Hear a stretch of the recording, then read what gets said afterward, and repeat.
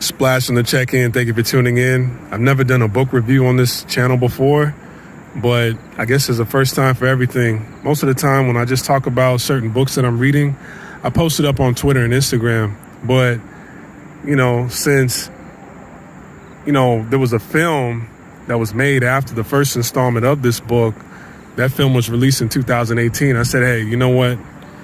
Why don't I do a review of the second installment?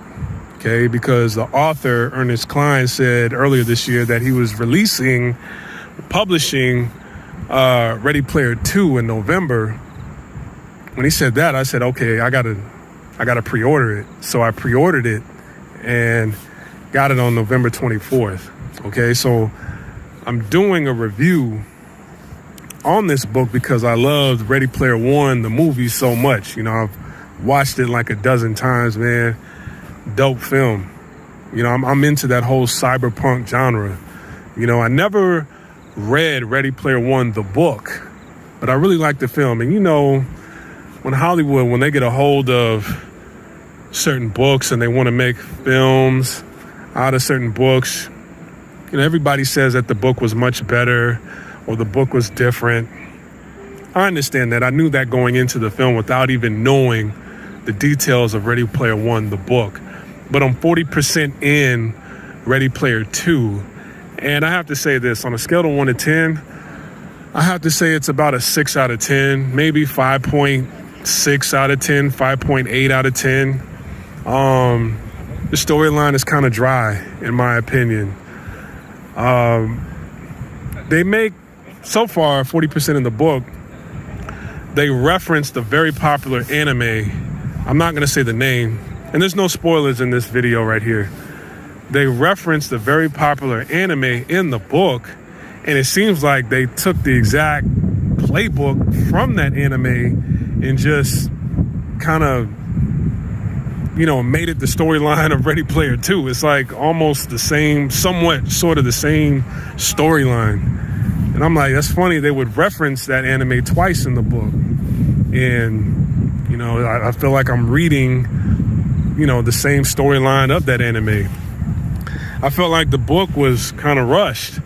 The film was released in 2018. You saw the success of, the movie. So it's kind of like, hey, I got to get back in the lab and, write another book, write part 2. But mind you, I watched an interview with this author about a week ago. And the person interviewing him said, when did you start writing this book? And he said, I started writing, I believe he said early 2000, around about 2002, 2003. So that book was like 8-9 years in the making. And the storyline of that was pretty dope. It was like a rags to riches story. And, when you watch that film, it's kind of like something that we all look forward to in the future when it comes to gaming. And it was a great storyline. Part 2 was a tad bit, it feels rushed in my opinion. I don't feel like he put that same 8-9 years of effort in the second part as he did in the first, so it is what it is. I mean, I'm still enjoying the book. It's not bad. It's not totally bad. But here's some things I will say. I'm not giving any spoilers from the book, but in part 2, they have to refresh your memory as to what you read from part 1. Because, Ready Player One, the book was published in 2011. It's 2020. So it's like, okay, there's a 9-year gap. So the book is like, let me refresh your memory just a little bit. Okay. So first and foremost, and I'm not giving any spoilers because this was already written in Ready Player One. All right, Ready Player One came out 9 years ago. So I'm not saying anything that is from Ready Player 2. Okay, I'm not going into detail on the storyline in Ready Player 2. I'm just giving you a refresher as to what was already published 9 years ago. Okay, so in the film, they all lived in Columbus, Ohio. They were all friends. Well, actually, Wade Watts and H. Parzival and H, they were friends, and they knew of Sho and Daito. Then they met Artemis later on when they were getting the first key in their first race, right? And then the stacks blew up, and then he got kidnapped over to the hideout of Artemis's guild, and that's how they met. And then later on, when they were going after the third key, that's when they met each other face to face. Okay, that's when they met each other in the real world. Okay, and I believe Wade Watts and Artemis, Samantha, they met when they were going after the second key. Okay, in the book Ready Player One, they actually did not live in the same city. Okay, Wade Watts lived in Oklahoma, in the stacks in Oklahoma, while Samantha Artemis lived in Vancouver, British Columbia, Canada. I forgot where H was from. I can't remember. I got to go back in the book. I forgot where H is from in the book, but they didn't live in the same city. Daito and Sho, I believe they were brothers, and they're Japanese, okay? But they didn't live in Columbus, Ohio. Actually, the actor Philip Zhao, I believe that's how you pronounce his last name. He's like the 11-year-old boy that played Sho in the film. In real life, he was actually born in Columbus, Ohio, and then later on moved to Maryland. All right. What else happened? Okay, in the book, in Ready Player One, the book, they actually all didn't meet each other until after they won the competition, and they met at Ogden Morrow's house. Okay. There's a dog back there. They all met at Ogden Morrow's house, all right, for the first time. Not in Columbus, Ohio, not while they were going after the third key in a truck. They met at Ogden Morrow's house, okay? Towards the end of the competition, all five of them, you saw all five of them together, taking pictures. The press was there. They met in front of the stacks in Columbus, Ohio, but all five of them didn't make it. And Ready Player One, see, the film showed they all made it, but all five of them didn't make it in the book. In Ready Player One, the book, Daito dies, okay? We know that his Wade Watts' aunt dies, her boyfriend dies, and 36 other people died from that explosion. That's what they don't talk about in the film. And like hundreds of people got injured. But Daito dies. He got pushed off of like the 46th floor of a building. Okay? Now, they said Sho was like 11, right? In the film, he was 11, but at the timeline where they pick up things, when they start picking up, when they start telling you what's currently happening in the book, I'm assuming that when he won the competition, he was like 15. I'll just say that. Because in the book, they said he was 18.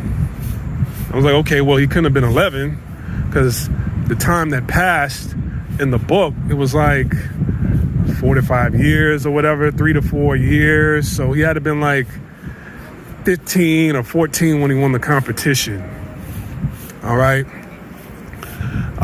What else?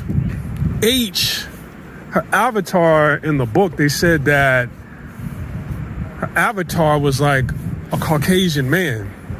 But even though, like in the film, the guy looked like he was like 8 foot, her avatar looked like he was like 7 or 8 feet tall, had the face of Uncle Fester from the Addams Family. He had like bluish, grayish skin.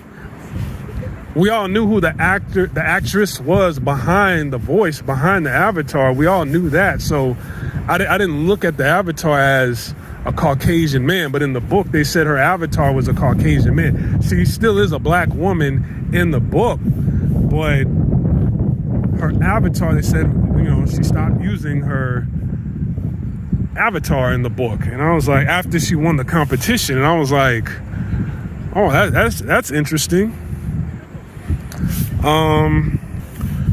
But so far, that's just how I feel. I feel the writing wasn't as good as what I saw in the theater. Okay, but I'm not basing it off of Ready Player One, the book. I'm basing it off of the storyline from the film. But if it was somewhat similar to the book, then it was still a great storyline, like rags to riches. All right, but still, he admired and had respect for the genius James Halliday was. Okay, so yeah, you want to win the competition, but you got to know something about the person who created the Oasis. You really have to be a true fan in order to win the competition. And Weight Watts was already a true diehard fan.